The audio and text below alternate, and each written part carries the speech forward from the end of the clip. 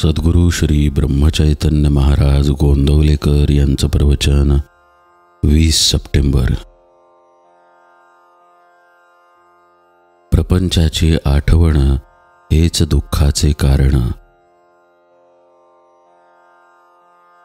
आपण रामापाशी मागावे एक, तुझे इच्छेने सर्व जगत चालते देख।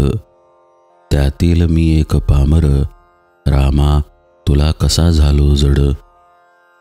रामा अन्यायाच्या कोटी, तूच माय घाली पोटी। माते लागी आले शरण, त्याला नाही दिले मरण। ऐसे ऐकिले आजवर, कृपा करी तू रघुवीर। दाता राम हे जाणून चित्ती, म्हणून आलो दाराप्रती। आता रामा नको पाहू अंत, तुझवीण शून्य वाटे जगत। ज्याचा ज्याचा मी केला स्वार्थ, ते ते झाले दुःखाला कारण। आता रामा कोठे जाऊ, तुला टाकून कोठे राहू। ऐसे कोठे पहावे स्थान, जेथे होईल समाधान। आता असो नसो भाव, मी रामा तुझा झालो देख। आता कसे तरी करी, मी पडलो तुझ्या दारी। आता लौकिकाची चाड, नाही मला त्याची आवड। हे ठसावे चित्ती, कृपा करी रघुपती। आता मनास येई तसे करी, माझे मी पण हिरोनी जाई। जोवर देहाची संगती, तोवर मी माझे ही वृत्ती। राहिला अभिमानाला धरून, तेथे न राहे कधी अनुसंधान। काळोख अत्यंत मातला, घालवायला उपाय न दुजा सुचला। होता सूर्याचे आगमन, काळोख जाईल स्वतः आपण। प्रपंचातील संकटे अनिवार, माझ्या बोलण्याचा करावा विचार। आता कष्टी न व्हावे फार। प्रपंचाची आठवण हेच दुःखाचे मूळ कारण। तेच घोकीत बसल्याने, न होई आनंद रूप स्मरण।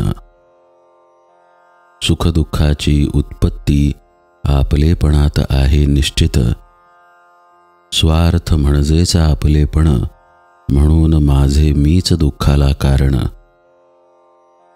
आपण आपलेपणात वागत गेले, सुखदुःख चिंता शोक यांचे मालक व्हावे लागले। अमुक व्हावे अमुक होऊ नये, याचे कसे होईल त्याचे कसे होईल, ही चित्ताची अस्वस्थता, याचे नाव चिंता। सुखदुःखे चित्ताची न राहे स्थिरता, तीच त्याची खरी अवस्था।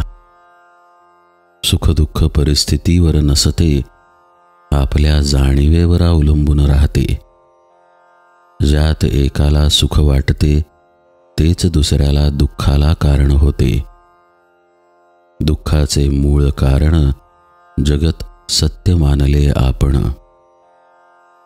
देहाने कष्ट केले फार, त्यातील फळाचा घेऊन आधार। फळ नाही हाती आले, दुःखाला कारण ते झाले। आपले चित्त झाले विषयाधीन, नाही दुःखास दुसरे कारण। मागील गोष्टींची आठवण, पुढील गोष्टींचे चिंतन, हेच दुःखाला खरे कारण। याला एकच उपाय जाण, अखंड असावे अनुसंधान।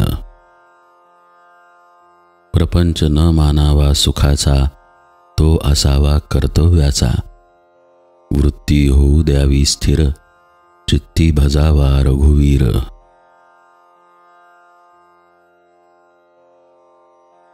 रामा सुख दुःख दोन्ही, केले अर्पण तुझे चरणी। आता मनास येई तैसे ठेवी, यावीण तुझे न मागणे काही। जानकी जीवन स्मरण जय जय राम।